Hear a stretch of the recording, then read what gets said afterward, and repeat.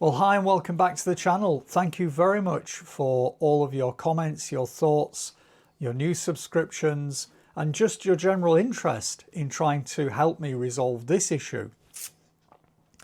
What I thought I'd do with this video is give you my understanding. Now, my understanding may not be right.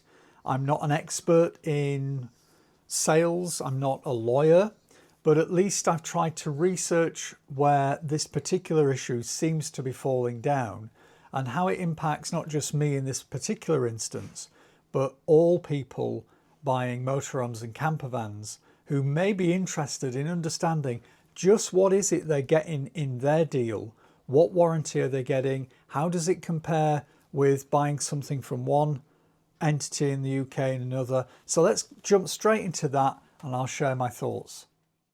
So I think this comes down to a couple of different things, and a lot of people have talked about I need to go back to the dealer and reject the vehicle. That's the only course of action. And I'm not saying that is wrong advice, and I'm not saying that it might not end up being like that, but I'm trying at this stage to let all the possible paths play out between the manufacturer, the converter, and the dealer, because I think they all have part to play in this. So let me explain why I think that. So vans in Europe are sold with a 2-year warranty. And when I say Europe, I mean mainland Europe. In the UK, if a brand new van is sold by MAN Truck and Bus UK, they come with a 3-year unlimited warranty, and all of their marketing material on UK soil talks about this 3-year unlimited warranty. And clearly salespeople in the past, if not today, in some dealerships were saying that. They said it to me, and at least one other commenter in a previous video had said they'd said it to him at a different dealership too. So we have now this disconnect between what happens in Europe and what happens in the UK. And it seems to all focus in on where the motorhome converter agrees with the manufacturer what that warranty will be, knowing full well with a right-hand drive vehicle and a UK specification vehicle that comes out of the manufacturer's factory that this is intended for the UK market, not for elsewhere. So the bit they're missing out, and I'm not going to comment here on whether that's on purpose or not, is agreeing and paying for the 3-year warranty at the point that vehicle is bought from the manufacturer. So I know a lot of you have advised me to go back to the dealer and deal with them directly only, and not deal with MAN, not deal with Adria, not talk about it in any other way other than the original contract of sale that happened between me and the dealer in this case, which isn't wrong advice at all. And I absolutely thank everybody for leaving comments and trying to steer me in the direction they think. So I think it's good advice and it's the right direction. However, I don't think that in and of itself deals with the bigger issue. And the bigger issue for me is that the motorhome converter is actually buying vehicles and then putting them into the UK market without a UK specification on warranty. And either the warranty duration is overpromised, or at least in the past, until perhaps this has become known to the motorhome dealers, in some instances was being overpromised. Or indeed, if the UK standard is 3 years and there's a simple omission to not say that you do realise this vehicle doesn't have a 3-year warranty, and because it came through a different route only has a 2-year warranty, is considered a silent omission. So in both cases, doing the right thing would simply be make it a transparent sale. Get the converter to pay whatever it needs to pay to, in this case, MAN in Europe, to buy as part of their deal the 3-year UK specification warranty. And then it gets imported, and just like if the vehicle is bought through MAN Truck and Bus UK, the customer can get the 3 years UK manufacturer warranty rather than this diminished 2 years that they weren't expecting. Now, the other route, of course, is for this to continue, for there to continue to be a 2-year and a 3-year warranty operating as 2 tiers in the UK, but that just does not seem to be right for the consumer buying the vehicle.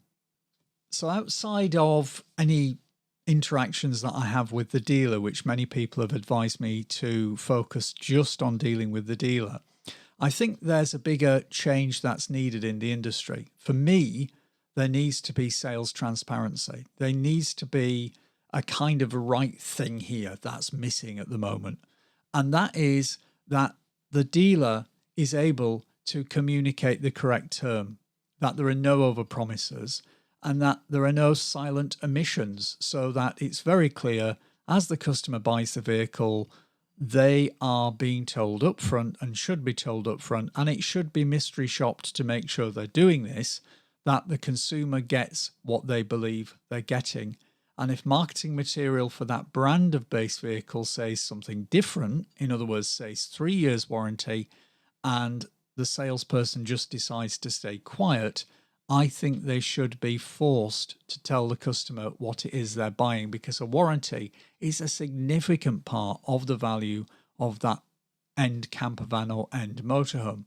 And doing the right thing would simply be that in this instance, MAN and Adria get together and they agree that if a vehicle is intended for the UK market, then it meets the UK standard specification.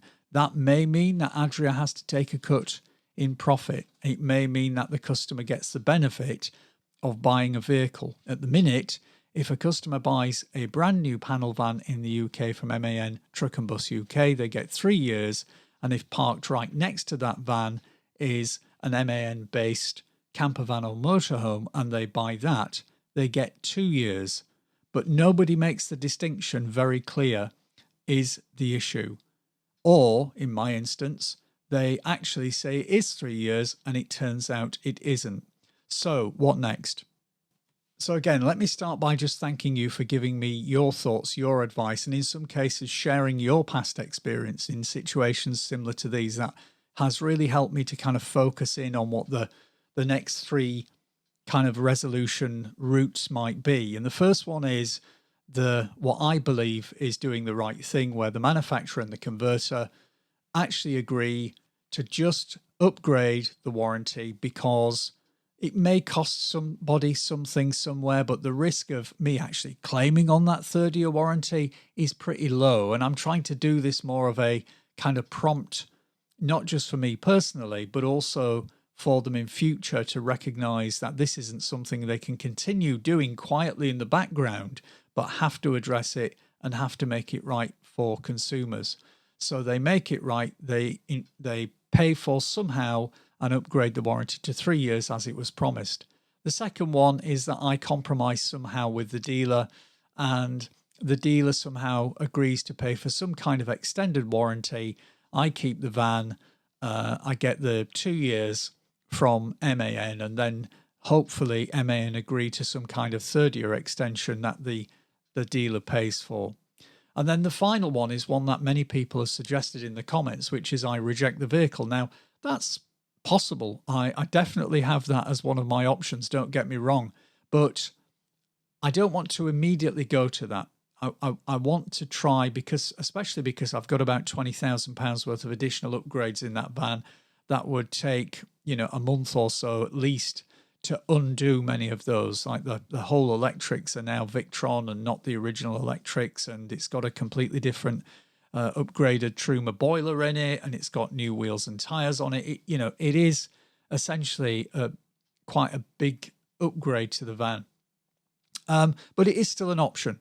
So I just need to let those guys work together to let it play out, see what they come up with, see which of the options finally lands on the table for me, so that I can make a sensible and logical decision based on what they're prepared to do. Now, at the moment, in fairness, they are talking. I'm told they're talking. They're sort of playing tough a little bit, but I think ultimately they will come up with a sensible solution. And it's time they recognised that this was something that really should be addressed in the industry. So thank you for watching this video. Really do appreciate it. Hopefully we'll get something sorted out for me personally, and hopefully this video was in some way useful and entertaining, or maybe not entertaining, that's probably a bit of a stretch, but useful for people either in this situation or even thinking about buying a new camper van or motorhome this year. Thanks for watching, take care of yourselves, and bye for now.